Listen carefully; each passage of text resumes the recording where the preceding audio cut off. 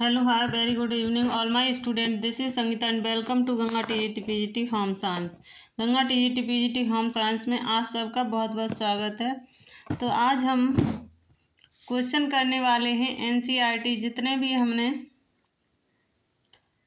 जो भी हमारे क्वेश्चन यानी बाद में दिए हुए हैं वो सारे के सारे ले लिए हैं। तो ये हमारा मॉडल पेपर 6 में रहेगा। तो हम देख लेते हैं पहला क्वेश्चन। और इससे पहले मैं आप लोगों को बता दूं कि पीजीटी की ये सुनवाई में आ रहा है कि पीजीटी की परीक्षा नहीं होगी। तो आप लोग यानी भ्रम में न रहें और अपने कार्य को करते रहें। होगी या न होगी वो समय बताएगा क्या होगा। तो हम अपनी तैयारी को जारी रखेंगे, क्या पता हो और ना हो वो सब पता चल जाएगा। तो अभी कोई क्लियर नहीं है। तो किन माध्यमों से वस्त्रों को संसाधित किया जाता है? किन माध्यमों से वस्त्रों को संसाधित किया जाता है? तो सफाई के द्वारा या चमकाना के द्वारा या रंग करना के द्वारा, इनमें से सभी। इसका जो राइट आंसर होगा वो होगा इनमें से सभी। इसका राइट आंसर होगा वो होगा इनमें से सभी। क्वेश्चन नंबर दूसरा है, रेशम किस प्रकार का रेशा है? ये सभी को मालूम होगा। प्रोटीन रेशा है या खनिज रेशा है या सेलुलोज रेशा है या इनमें से कोई नहीं। तो ये प्रोटीन हमारा कैसा रेशा है? प्रोटीन हमारा एक मैंने आंसर ही बता दिया। रेशम एक प्रोटीन रेशा है। कैसा है? रेशम एक प्रोटीन रेशा है। अगला क्वेश्चन है, कॉटन किस प्रकार का रेशा है? तो कॉटन किस प्रकार का रेशा है? खनिज रेशा है या प्रोटीन रेशा है? इनमें से कोई नहीं, या सेलुलोजिक रेशा है। तो इसका जो राइट आंसर होगा वो होगा सी इज द राइट आंसर, यानी ये सेलुलोजिक रेशा है। अगला क्वेश्चन देख लेते हैं। क्वेश्चन नंबर 4, ऊन के रेशों की लंबाई होती है। ऊन की रेशों की लंबाई कितनी होती है? 2 से 20 सेमी, 2 से 20 सेमी या 3 से 30 सेमी या 1 से 10 सेमी। तो ये गलत है सब। यानी ऊन के रेशों की लंबाई होती है 5 से 12 सेमी। कितनी? 5 से 12 semi. A is the right answer. अगला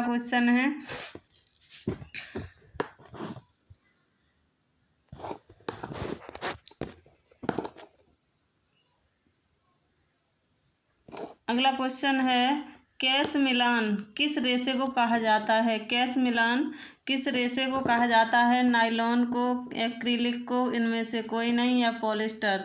तो इसका जो राइट आंसर होगा वो होगा B is the right answer. यानी कैश मिलान के एक्रिलिक को कहा जाता है, दूसरे नाम से जाना जाता है। अगला क्वेश्चन है, निम्न में से कौन सा परिधान का वस्त्र नहीं है? यानी कौन सा पहनने वाला वस्त्र नहीं है? तो इसमें टी शर्ट होगा या मेजपोश होगा, सोफा कवर होगा या पर्दा होगा।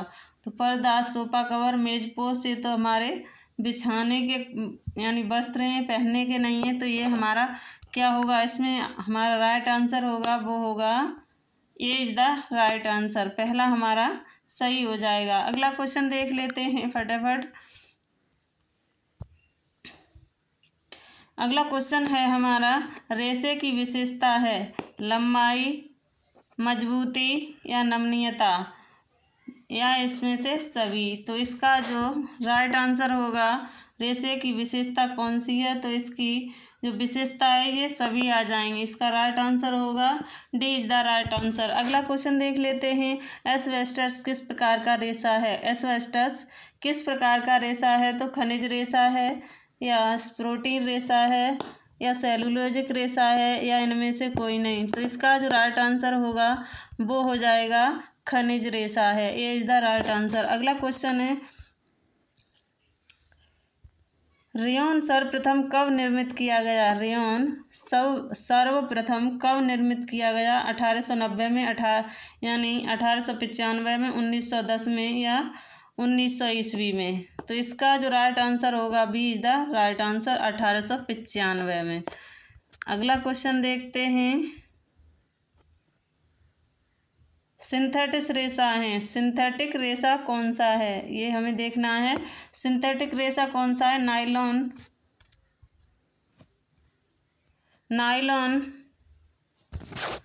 नायलॉन, पॉलिस्टर, एक्रिलिक, उपर्युक्त सभी। तो इसका जो राइट आंसर कौन सा होगा? तो इसका जो राइट आंसर होगा D is the right answer. अगला क्वेश्चन देख लेते हैं। सूत प्रसंस्करण के चरण हैं। सूत प्रसंस्करण के चरण हैं। प्रसंस्करण मतलब बनाने के चरण हैं। सूत बनाने के चरण कौन से हैं?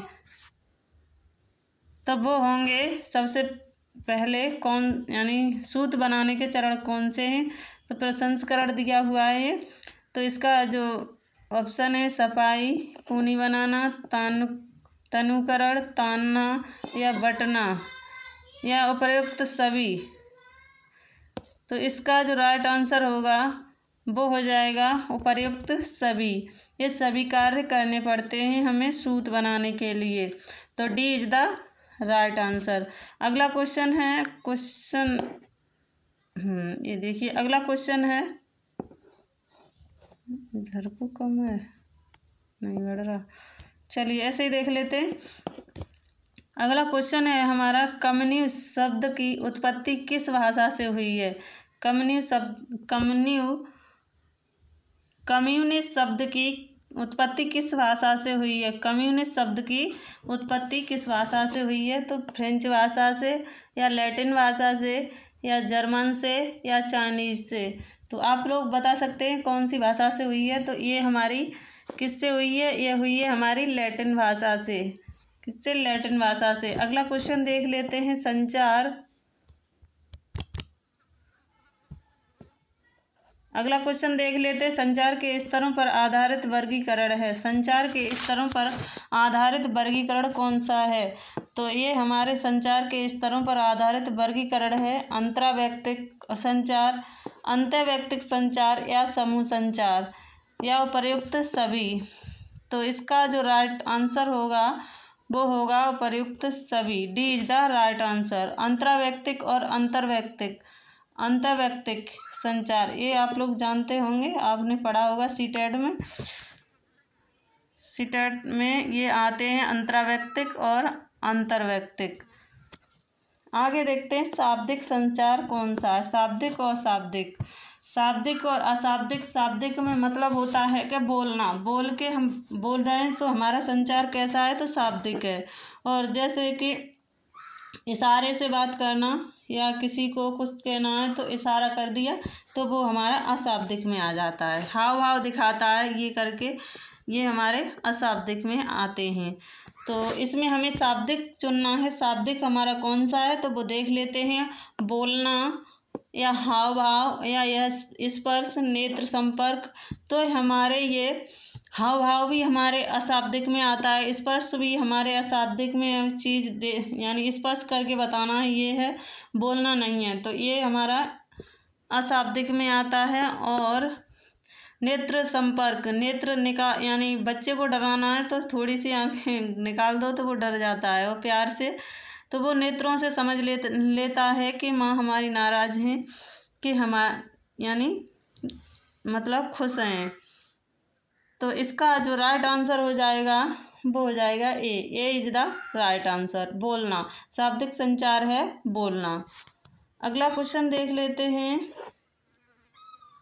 अगला क्वेश्चन है हमारा, निम्न में से कौन सा गैर शाब्दिक संचार है? देखिए गैर शाब्दिक भी आ गया, यहाँ हमारा था शाब्दिक और ये आ गया हमारा गैर शाब्दिक।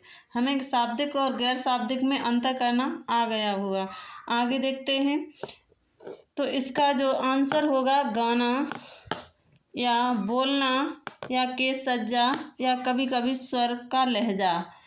तो गाना भी हमारा क्या है? गाना भी हमारा शाब्दिक है, क्योंकि उससे आवाज़ निकलती है तो वो भी शाब्दिक में आएगा। बोलना, बोलोगे, हम बोल रहे हैं तो वो भी हम शब्दों से बोल रहे हैं, शब्द बोले जा रहे हैं तो वो भी हमारा शाब्दिक है। कभी कभी स्वर का लहजा, स्वर का लहजा मतलब कैसे बोला है, अलग अलग तरह की आवाज़ें निकालना, तो ये भी आवाज़ है हमारी, बोल रहे हैं, तो ये भी हमारा क्या होगा? शाब्दिक होगा। जो गैर शाब्दिक पूछ रहा है, गैर शाब्दिक हमारा क्या होगा? केस सज्जा। केस सज्जा, केस को सजा कर दिखाया जा रहा है, प्रकट किया जा रहा है कि ये काम हो रहा है, बोला नहीं जा रहा है। आगे देख लेते हैं। अगला क्वेश्चन है हमारा, निम्न में कौन संचार माध्यमों का कार्य है, यानी निम्न में से कौन सा संचार माध्यमों का कार्य है।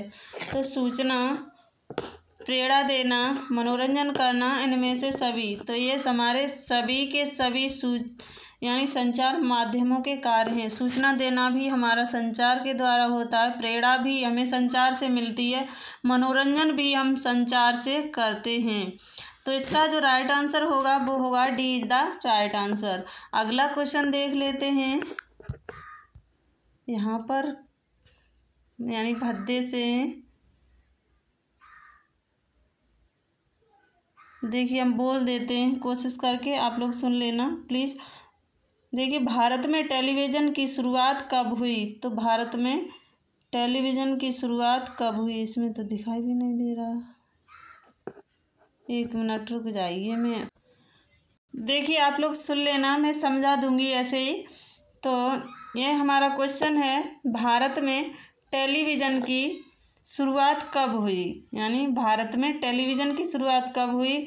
तो 1959 में, ये हमारा 1959 है, आप लोग लिखना चाहें तो लिख सकते हैं। और ये 1960 है, ये हमारा 1962 है यहाँ, और ये 1965 है। तो इसका जो भारत में टेलीविज़न की शुरुआत हुई वो हुई थी 1959 में। भारत में टेलीविज़न की शुरुआत कब हुई, तो 1959 में।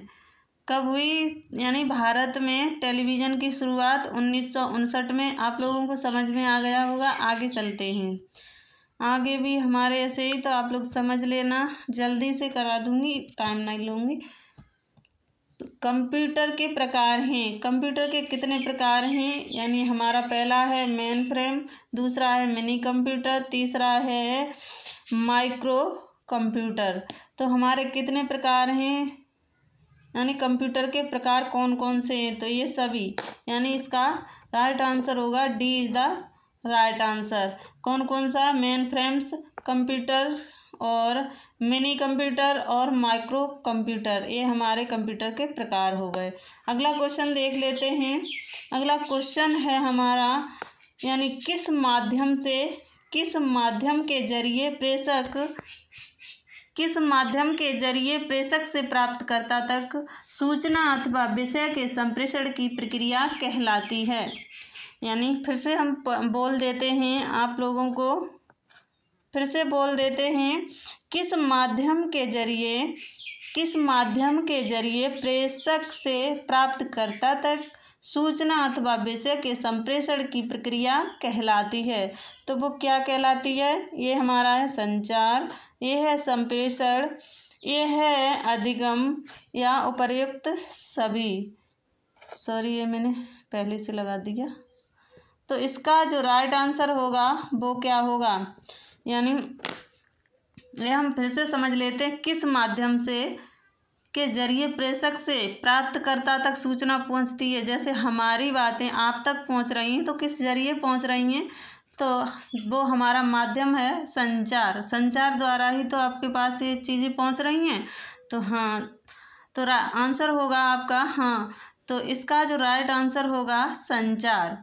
संचार हमारा क्या है,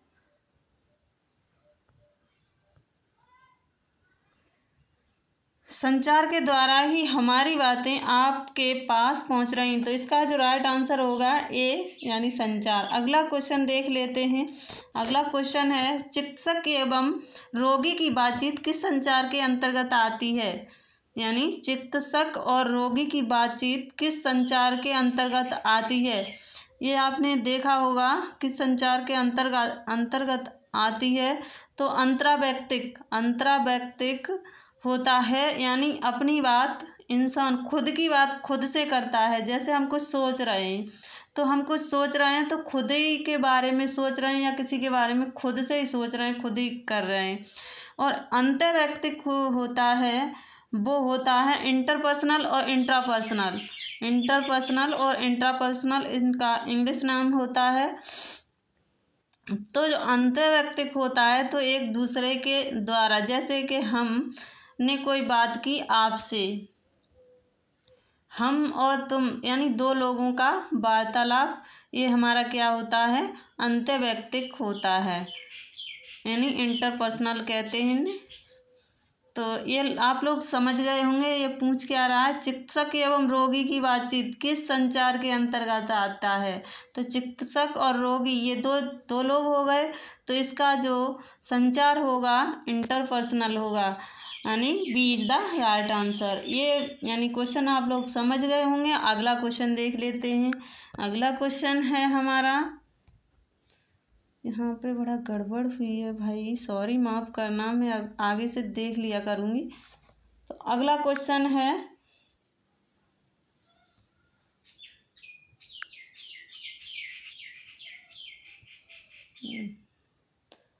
अगला क्वेश्चन है हमारा क्या है, बेतार प्रौद्योगिकी का उदाहरण है, यानी जिसमें तार नहीं होते वो प्रौद्योगिकी क्या है।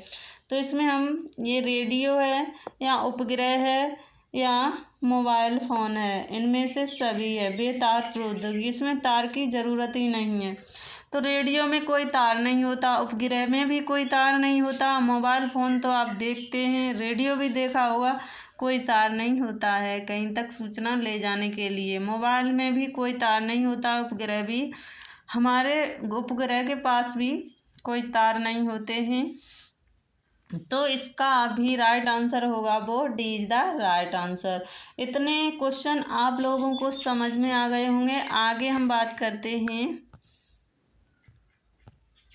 ये इतने ही और हैं बस, और मैं जल्दी से ख़त्म करती हूँ, आगे देखती हूँ।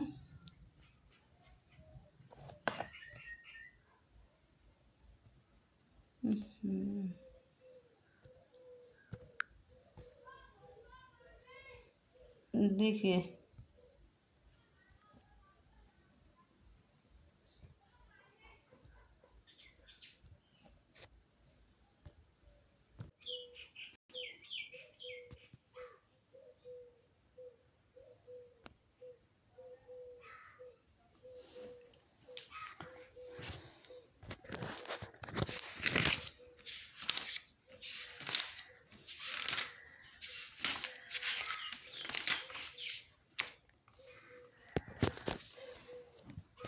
देखिए हमारा अगला क्वेश्चन है, यानी विश्व स्वास्थ्य संगठन की स्थापना कब हुई।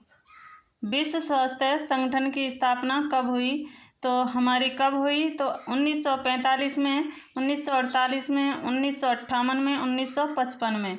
तो इसका जो राइट आंसर होगा वो B is the right answer, 1948 में।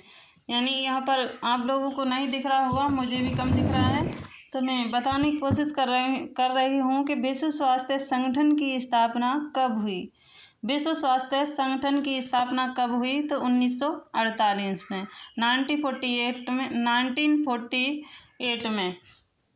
अगला क्वेश्चन है, स्वास्थ्य की परिभाषा निम्नलिखित में से किस आयाम को परिभाषित करती है, यानी समाहित करती है। स्वास्थ्य की परिभाषा निम्न में से किस आयाम को समाहित करती है, तो शारीरिक को या सामाजिक को, मानसिक को। ये आपने पढ़ा होगा WHO की जो गाइडलाइन है उसमें ये तीनों ही माने गए हैं, उसमें शारीरिक, सामाजिक, मानसिक, ये सभी, इसका D is the right answer. अगला क्वेश्चन है, शरीर के सामान्य वृद्धि के लिए क्या आवश्यक है। शरीर की सामान्य वृद्धि के लिए क्या आवश्यक है, तो कैल्शियम, फास्फोरस, लोह तत्व या आयोडीन। क्या हम एक ही पोषक तत्व से हमारे शरीर की वृद्धि हो सकती है, नहीं ना, तो हमें सभी की आवश्यकता है। कैल्शियम हमारी हड्डियों के लिए चाहिए, लोह तत्व हमारे ब्लड कम ना हो, यानी हीमोग्लोबिन कम ना हो, उसके लिए लोह तत्व की ज़रूरत होती है। आयोडीन हमारे शरीर में गलगंड जैसी बीमारी न हो, मानसिक अक्षमता न हो, ये हमें क्या पूछ रहा है इसमें से, नहीं यानी वृद्धि के लिए कह रहा है इसमें, सॉरी बच्चों, तो वृद्धि के लिए पूछ रहा है। तो वृद्धि के लिए हमें क्या चाहिए, वृद्धि होगी तो इसमें हमारा जो राइट आंसर होगा, हमने समझाया नहीं, वृद्धि है तो ये वृद्धि के लिए बोल रहा है, तो इसमें वृद्धि के लिए हमारी हड्डियां बढ़ेंगी तभी हमारे शरीर का विकास होगा, तो वो ही हमारी वृद्धि होती है। तो इसमें हमारा पहला वाला यानी कैल्शियम फास्फोरस ये हमारा राइट आंसर हो जाएगा। शरीर की सामान्य वृद्धि के लिए क्या आवश्यक है, तो कैल्शियम फास्फोरस सामान्य दिया हुआ है इस जगह, तो इसके लिए संपूर्ण वृद्धि नहीं पूछा है, सामान्य वृद्धि पूछा है, तो कैल्शियम और फास्फोरस। अगला क्वेश्चन देख लेते हैं, संतुलित भोजन को कैसा पोषण प्रदान करता है। संतुलित भोजन मनुष्य को कैसा पोषण प्रदान करता है। कैसा पोषण, तो उत्तम या सुपाच्य या स्वस्थ या उपर्युक्त सभी। तो ये कैसा पोषण प्रदान करता है, तो ये उत्तम पोषण प्रदान करता है। कैसा पोषण प्रदान करता है, संतुलित भोजन मनुष्य को कैसा पोषण प्रदान करता है, तो उत्तम पोषण प्रदान करता है। ए इज द राइट आंसर। अगला क्वेश्चन है, संतुलित भोजन मनुष्य को ये कर चुके। अगला क्वेश्चन है, जिसमें भोज्य तत्व आवश्यकता से अधिक तथा पौष्टिक तत्व आवश्यकता से कम प्राप्त होते हैं वह स्थिति कहलाती है। यानी पौष्टिक तत्व जिसमें भोज्य तत्व आवश्यकता से अधिक तथा पौष्टिक तत्व आवश्यकता से कम होते हैं वह स्थिति कहलाएगी, कुपोषण कहलाएगी, अल्प पोषण कहलाएगी या उत्तम पोषण कहलाएगी, या भी दोनों कहलाएगी। तो इसका जो राइट आंसर होगा, यानी कोई भी पोषक तत्व हैं वो आवश्यकता से कम हो, आवश्यकता से अधिक हो, मतलब कि आवश्यकता से अधिक खाओगे तो मोटे हो जाओगे, कम खाओगे तो पतले हो जाओगे। तो ये किस में आता है, साधारण भाषा में बोले हम तो मोटे और पतले, तो वो किस में आते हैं, अधिक पोषण से हमारा भारत परेशान है और कम पोषण से भी, यानी अति पोषण का भार सहन कर रहा है, कम पोषण का, दोनों ये किस में आते हैं, कुपोषण में। ये इज द राइट आंसर। अगला क्वेश्चन है, निम्नलिखित में से किस तत्व की कमी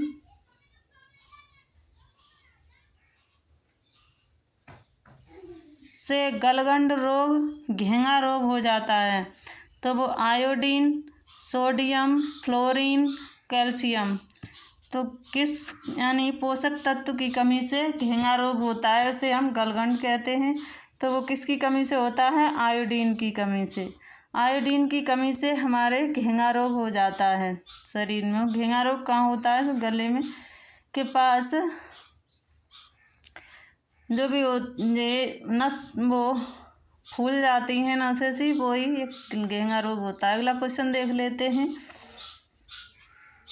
गांठें सी फूल जाती हैं घेंगा रोग में। रक्त अल्पता किस तत्व की कमी के कारण होता है, तो कैल्शियम, फास्फोरस, लोह तत्व, कैल्शियम, फास्फोरस, लोह तत्व या सोडियम। तो ये किसकी कमी से होता है, रक्त अल्पता मतलब एनीमिया, ये किसकी कमी से होता है, ये लोह तत्व की। सी इज द राइट आंसर। अगला क्वेश्चन है, जन्म के समय बच्चे का कम से कम कितना वजन होना चाहिए। जब बच्चे का जन्म होता है वो WHO के अनुसार कितना होना चाहिए, तो 2 किग्रा लो वेट में आएगा, 2.5, 3.5 या 1 पॉइंट सबसे कम हो जाएगा। तो इसका जो राइट आंसर होगा, WHO मानता है यानी 2.5 से 3.5 तक बच्चा होना चाहिए। तो इसका जो राइट आंसर है वो है हमारा B is the right answer. B is the right answer. अगला क्वेश्चन देख लेते हैं, अब तो हमारे साफ दिखाई दे रहे हैं। समय व्यवस्था की प्रक्रिया के चरण हैं, ये हमारा होम मैनेजमेंट से आ गया, टाइम मैनेजमेंट से क्वेश्चन है ये। तो यहाँ से हम देख लेते हैं, समय व्यवस्था की प्रक्रिया के चरण हैं, समय योजना बनाना, क्रियान्वयन एवं नियंत्रण करना, मूल्यांकन करना, उपर्युक्त सभी। तो इसका जो राइट आंसर होगा वो होगा D is the right answer, यानी उपर्युक्त सभी।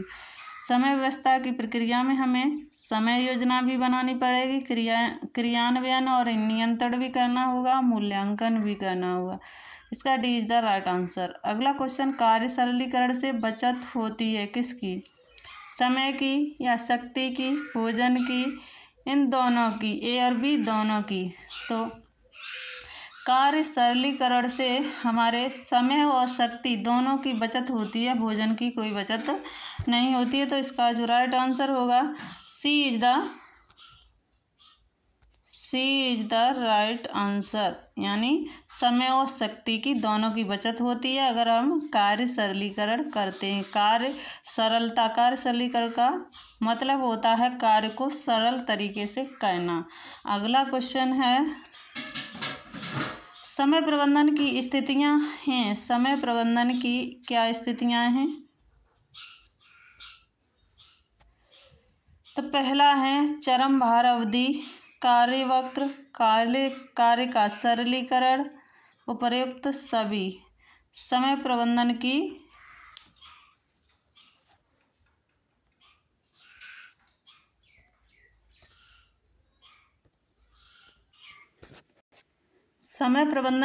स्थितियां हैं। समय प्रबंधन की कौन कौन सी स्थितियां हैं? चरम भार अवधि, यानी काम चरम भार पर होना, कार्यवक्र, कार्य का सरलीकरण, ये सभी हमारी क्या हैं? समय प्रबंधन की, ये क्या हुआ,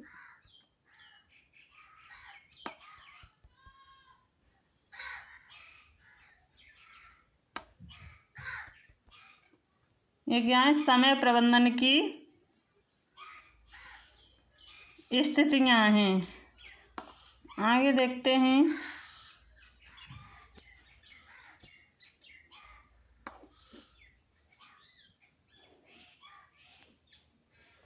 घर में की जाने वाली गतिविधियां हैं। घर में की जाने वाली गतिविधियां हैं बैठना, पढ़ना, खाना पकाना, उपर्युक्त सभी। घर में की जाने वाली गतिविधियां हैं बैठना, पढ़ना, खाना पकाना, उपर्युक्त सभी। तो बैठना, पढ़ना, खाना पकाना, ये सभी घर में की जाने वाली गतिविधियां हैं। तो इसका जो राइट आंसर होगा D is the right answer. अगला क्वेश्चन देख लेते हैं हम।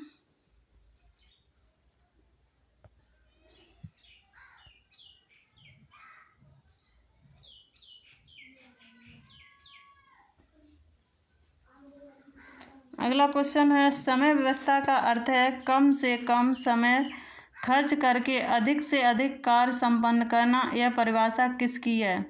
तो समय प्रबंधन की, गृह प्रबंधन की, ऊर्जा प्रबंधन की, इनमें से सभी।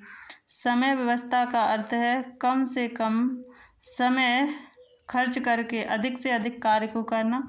किसकी परिभाषा है? तो ये हमारी समय प्रबंधन की होगी। किसकी? समय प्रबंधन की। ए इज द राइट आंसर। अगला क्वेश्चन है, कार्य सरलीकरण का संबंध है किससे? गृह व्यवस्था से, धन व्यवस्था से, ऊर्जा व्यवस्था से, स्थान व्यवस्था से। तो कार्य सरलीकरण का संबंध है वो है गृह व्यवस्था से। ए इज द राइट आंसर। अगला क्वेश्चन देख लेते हैं, इसका ए इज द राइट आंसर।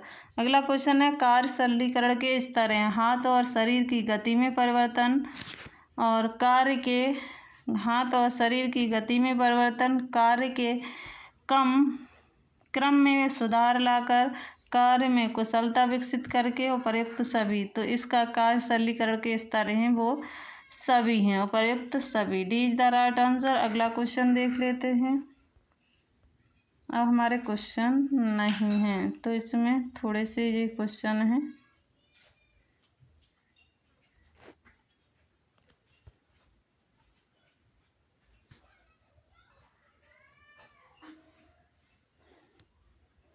साफ से नहीं दिखाई दे रहा है इसमें भी।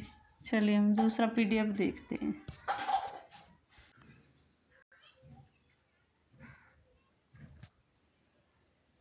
अगला क्वेश्चन है हमारा,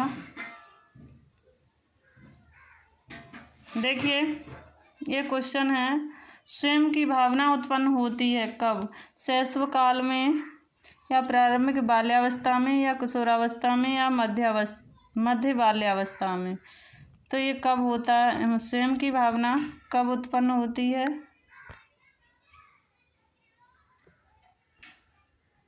स्वयं की भावना कब उत्पन्न होती है? तो ये होती है शैशव काल में। बच्चों में किस आयु तक स्वयं की छवि प्रतिमा की पहचान होने लगती है? तो किस आयु तक बच्चों में स्वयं की छवि प्रतिमा की पहचान होने लगती है? तो लगभग 10 महीने की आयु में, लगभग 12 महीने की आयु में, लगभग 18 महीने की आयु में, लगभग 24 महीने की आयु में। तो इसका जो राइट आंसर होगा, सी इज द राइट आंसर, यानी लगभग 18 महीने की आयु में, 2 वर्ष तक होती है। तो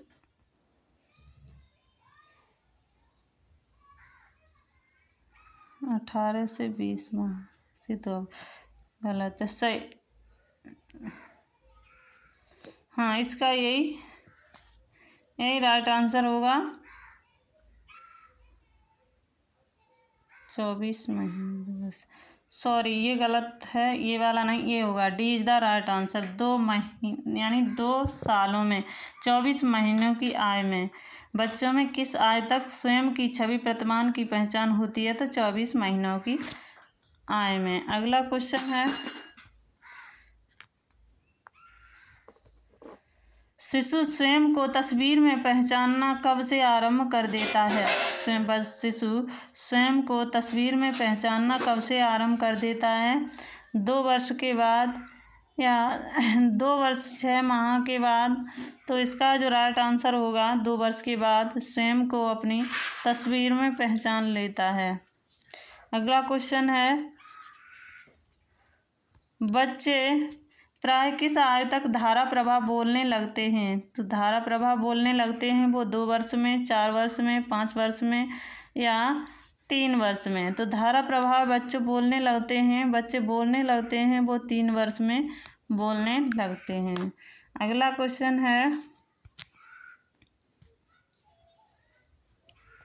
बच्चे प्राय किस आयु तक धारा पर, सॉरी ये तो हो गया, बच्चे किस अवस्था में स्वयं का विवरण देने लगते हैं? किस अवस्था में स्वयं का विवरण देने लगते हैं? तो वो प्रारंभिक बाल्यावस्था में स्वयं का विवरण देने लगते हैं या किशोरावस्था में, शैशव, मध्यावस्था में? तो जो स्वयं का विवरण देते हैं वो देते हैं प्रारंभिक बाल्यावस्था में। मैं ये हूँ, मैं वो हूँ, मैं वो हूँ, तो स्वयं के यानी जो अंदर सोचते हैं वो बताने लगते हैं। अगला क्वेश्चन है, निम्नलिखित किस अवस्था में बच्चा अपनी आंतरिक विशेषताओं के संदर्भ में अपना विवरण देता है? आंतरिक विशेषताओं के संबंध में अपना विवरण देता है। तो वो किस में देता है? तो प्रारंभिक बाल्यावस्था में, मध्य बाल्यावस्था में, प्रौढ़ावस्था में, किशोरावस्था में। ये कब देता है?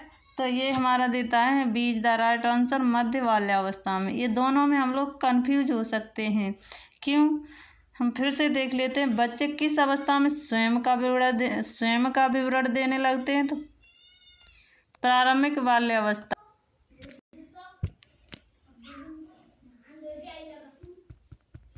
अगला क्वेश्चन है,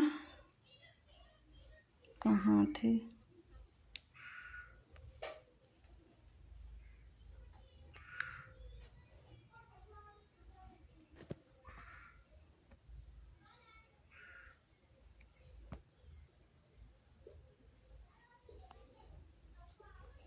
ये हो गया, ये यहाँ थे हम लोग।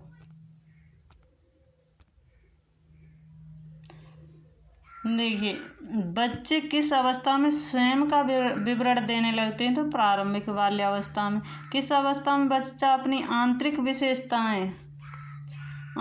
विशेषताओं के बारे में पूछा जाए तो मध्य बाल्यावस्था लगा देंगे। अगर बच्चे स्वयं का विवरण देने लगते हैं किस अवस्था में? तो स्वयं का विवरण पूछा जाए तो प्रारंभिक बाल्यावस्था। स्वयं का विवरण प्रारंभिक बाल्यावस्था, आंतरिक विशेषताएं तो मध्य बाल्यावस्था में संदर्भ में अपना विवरण देता है। किसमें, किस अवस्था में बच्चा अपनी आंतरिक विशेषताओं के संदर्भ में, आंतरिक विशेषताओं के संबंध में विवरण देता है तो मध्य बाल्यावस्था में, और किस अवस्था में स्वयं का विवरण देता है तो प्रारंभिक बाल्यावस्था में।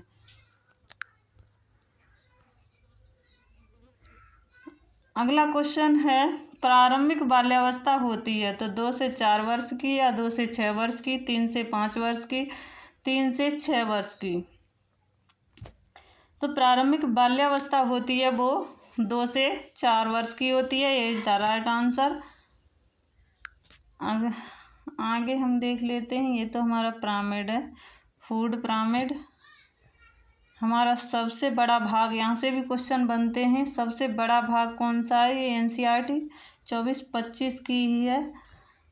एनसीईआरटी के अनुसार बताते हैं तो ये हमारी सबसे बड़ा भाग है वो किसका है? अनाज और खाद्य और उनके उत्पाद का। उससे जो छोटा है वो फल और सब्जियां। फल और सब्जियां, फल अधिक हैं इसमें, बराबर ही है मैटर। फल और सब्जियां बराबर ही हैं। दूध, मांस उत्पाद और दालें, फलियां, ये भी बराबर हैं इसमें। वसा और शर्करा, ये हमारा कब का मैटर है? ये 2000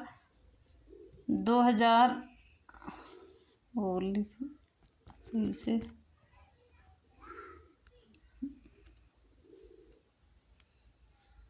2024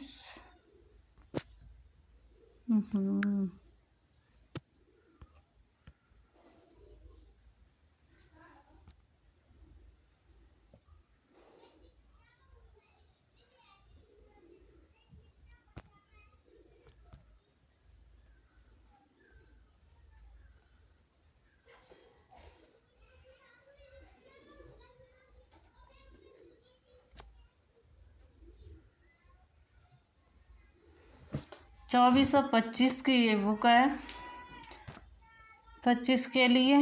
तो ये हमारा, ये हमने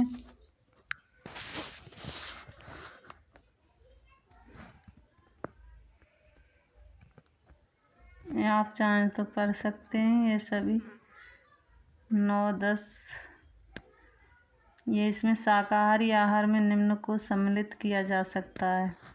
ये सभी, ये हमारे लिए इम्पोर्टेंट है, ये पढ़ लेते हैं ये चीज़। एनीमिया में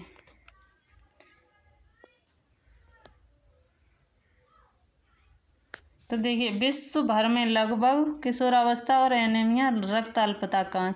तो विश्व भर में लगभग 2 बिलियन लोग एनीमिया से ग्रसित हैं। ये हमारे जीके का क्वेश्चन भी बन सकता है। तो विश्व भर में लगभग कितने लोग एनीमिया से, 2 बिलियन लोग एनीमिया से ग्रस्त हैं। यानी कितने हैं विश्व भर में एनीमिया से ग्रस्त? ये हमारा जीके का क्वेश्चन है। तो 2 मिलियन होना चाहिए, 2 बिलियन लिखा, 2 मिलियन इसमें एनीमिया से ग्रस्त हैं, जो कि मुख्यतः लौह तत्व की कमी से होता है। यह मुख्यतः महिलाओं और लड़कियों को प्रभावित करता है। यानी एनीमिया प्रभावित किसे करता है, ऐसे भी पूछा जा सकता है। तो महिलाओं और बेटियों को प्रभावित करता है। ये कब? इसका जो 2005 और 2006 में हुए नवीनतम राष्ट्रीय परिवार स्वास्थ्य सर्वेक्षण 3 NFHS 3 से पता चलता है कि 30% किशोर और लड़कों की तुलना में 56% किशोर लड़कियां एनीमिया से ग्रसित हैं। यानी कितने?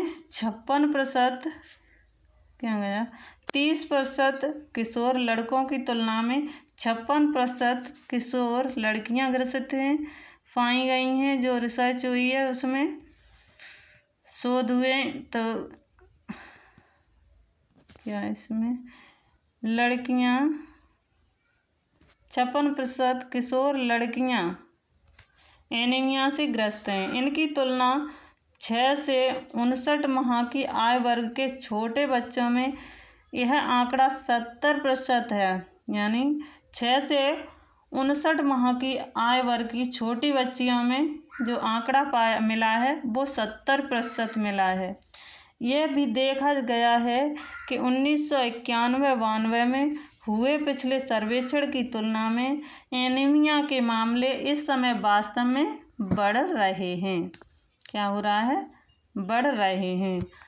भारत जैसे विकासशील देशों में गरीबी, अपर्याप्त आहार, खास बीमारियां, बार बार गर्भधारण करने और स्तनपान न कराने तथा स्वास्थ्य सेवाओं तक पहुंच की कमी के कारण एनीमिया असंगत रूप से अधिक है। यानी ये एनीमिया बढ़ क्यों रहा है? कारण क्या है इसमें?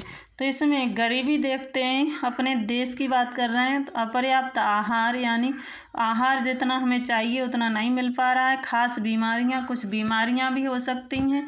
बार बार गर्भधारण, स्त्रियों का बार बार गर्भ का ठहरना और स्तनपान बच्चों को ना कराना, मतलब फीडिंग नहीं कराना, दूध बच्चे को नहीं पिलाना। माँ का दूध, कुछ माएँ हैं वो अपने बच्चों को दूध नहीं पिलाती हैं क्योंकि हम कहीं पतले न हो जाएं, ये भी सोचती होंगी। तो ये कारण है। इस कारणवश हमारे देश में एनीमिया का स्तर बढ़ता जा रहा है। एनीमिया दूर करने के प्रयास हेतु किशोरावस्था सबसे बेहतर समय है। यानी एनीमिया दूर करनी है हमें तो सबसे बेहतर जो समय है वो किशोरावस्था है। वृद्धि संबंधी आवश्यकताओं के अतिरिक्त गर्भावस्था से पूर्व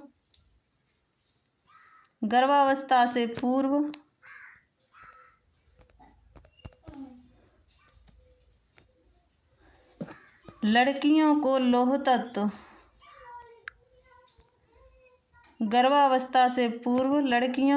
लौह तत्व के स्तर को सुधारना आवश्यक है। लड़कों और लड़कियों को स्कूलों द्वारा मनोरंजन संबंधी कार्यकलापों और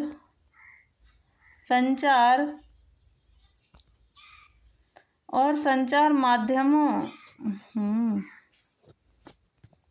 के द्वारा एनीमिया के बारे में जानकारी दी जा सकती है। लौह तत्व युक्त खाद्य पदार्थों और जहां आवश्यक हो लौह तत्व संपूरकों के बारे में जानकारी देने के लिए भी इनका प्रभावी ढंग से उपयोग किया जा सकता है। तो ये हमने समझा एनीमिया क्या होता है, कितने प्रतिशत हमारे देश में, ये हमारे जीके के क्वेश्चन यहाँ से बन सकते हैं। तो हमारे विश्व में 2 मिलियन एनीमिया ग्रस्त यानी महिलाएं, लड़कियां और भी पाए गए हैं, ग्रस्त हैं जो मनुष्य हैं वो। और इसमें मुख्यतः लड़कियों में जो सर्वे हुआ था उनमें महिलाएं और लड़कियों की संख्या अधिक मिली है। 2005 और 2006 में नवीनतम राष्ट्रीय परिवार स्वास्थ्य सर्वेक्षण 3 में एनीमिया ग्रस्त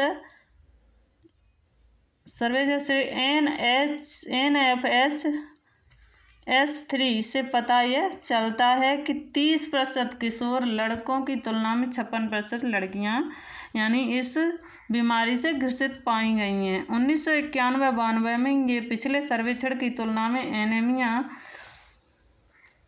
के मामले इस समय वास्तव में बढ़ रहे हैं। घटने की संभावना नहीं है, बढ़ने की है। और वो किस कारण से बढ़ रहे हैं? तो गरीबी की कारण से बढ़ रहे हैं और जो हमें ज़रूरत है हमारे शरीर को जितने भोजन की वो भोजन नहीं मिल पा रहा है। कुछ खास बीमारियां भी हो सकती हैं। बार बार गर्भधारण करना यानी बार बार गर्भ का रुकना और उसके बाद स्तनपान जो माताएं नहीं कराती हैं उसका भी कारण है।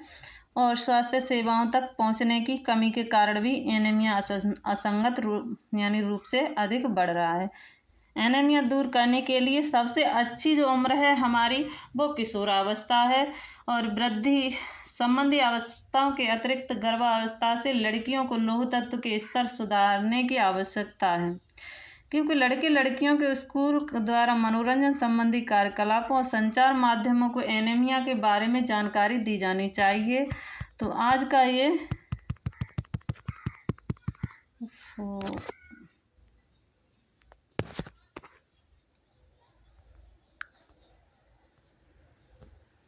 और भी इसमें सारा है। मैटर तो इसमें भाई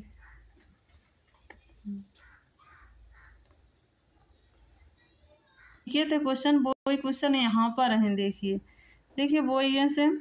देखिए जल्दी से 5 मिनट में हल कर देते हैं, मैं राइट आंसर बता दूंगी आप लोग। देखिए हम पहले करा चुके वही क्वेश्चन है, यहाँ साफ है वहाँ साफ नहीं थे। पहला क्वेश्चन, निम्न में से कौन सा मानव संसाधन है?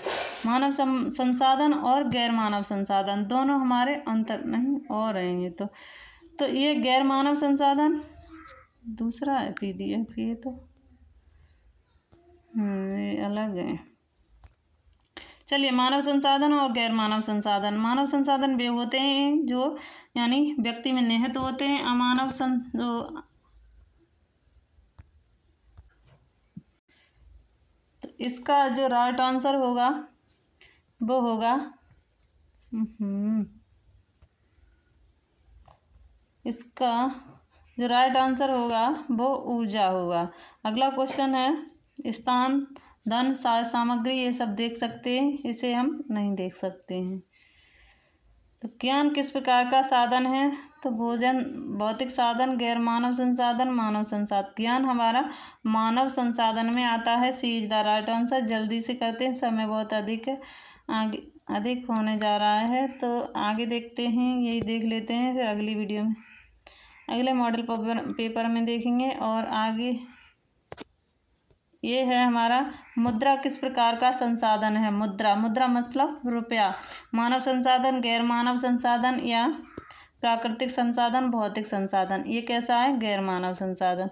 मानव संसाधन के अंतर्गत आते हैं, मानव संसाधन के अंतर्गत आते हैं समय, ऊर्जा, ज्ञान, ये सभी मानव संसाधन के अंतर्गत आते हैं। आगे देखते हैं, प्राकृतिक संसाधन है तो वायु यानी पहाड़, जल, वायु, ये प्राकृतिक संसाधन है, तो तीनों के तीनों सही हैंगे, यानी D is the right answer. समुदाय संसाधन कौन सा है? सड़कें, जल, कपड़े, स्कूल बैग। तो जो समुदाय संसाधन है यानी सड़कें और जल दोनों ही होंगे इसमें, जो दोनों ही दिए हैं, तो दोनों हमारे सामुदायिक संसाधन में आते हैं, तो इसमें माना गया है वो ए माना गया है, सड़कें। आगे देखते हैं, संसाधन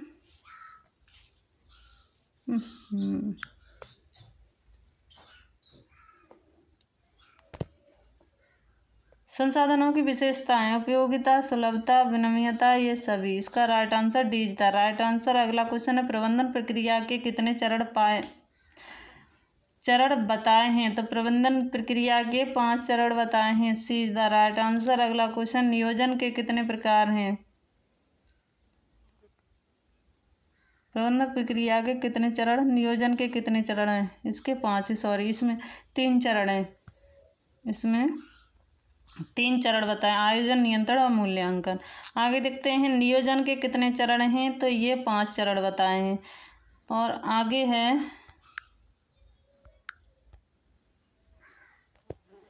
अगला क्वेश्चन है, ज्ञान,